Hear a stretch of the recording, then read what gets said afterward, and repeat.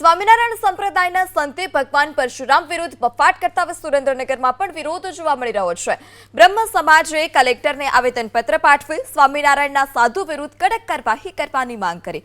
વડોદરાની એક સ્વામિનારાયણ સંસ્થાની કથામાં સ્વામીએ બ્રહ્મ સમાજના આગેવાન આરાધ્ય દેવ પરશુરામ ભગવાન વિશે ટિપ્પણી કરી હતી, જેને લઈ બ્રહ્મ સમાજમાં રોષ ભભૂકી ઉઠ્યો છે।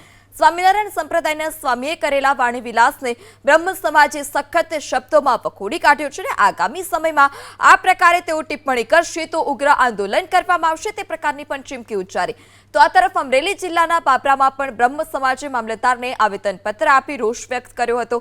ભગવાન પરશુરામ વિશે અપમાનજનક ટિપ્પણી કરતા બ્રહ્મ સમાજે લેખક વિરુદ્ધ કડક કાર્યવાહીની માંગ કરી છે અને આવેદનપત્ર પણ આપ્યું। બ્રહ્મ સમાજે કલેક્ટરને આવેદનપત્ર પાઠવી સ્વામિનારાયણના સાધુ વિરુદ્ધ કડક કાર્યવાહી કરવાની માંગ કરી। વડોદરાની એક સ્વામિનારાયણ સંસ્થાની કથામાં સ્વામીએ બ્રહ્મ સમાજના આગેવાન આરાધ્ય દેવ પરશુરામ ભગવાન વિશે ટિપ્પણી કરી હતી, જેને લઈ બ્રહ્મ સમાજમાં રોષ ભભૂકી ઉઠ્યો છે। સ્વામિનારાયણ સંપ્રદાયના સ્વામીએ કરેલા વાણી વિલાસને બ્રહ્મ સમાજે સખત શબ્દોમાં વખોડી કાઢ્યો છે। આગામી સમયમાં આ પ્રકારે તેઓ ટિપ્પણી કરશે તો ઉગ્ર આંદોલન કરવામાં આવશે તે પ્રકારની પણ ચીમકી ઉચ્ચારી।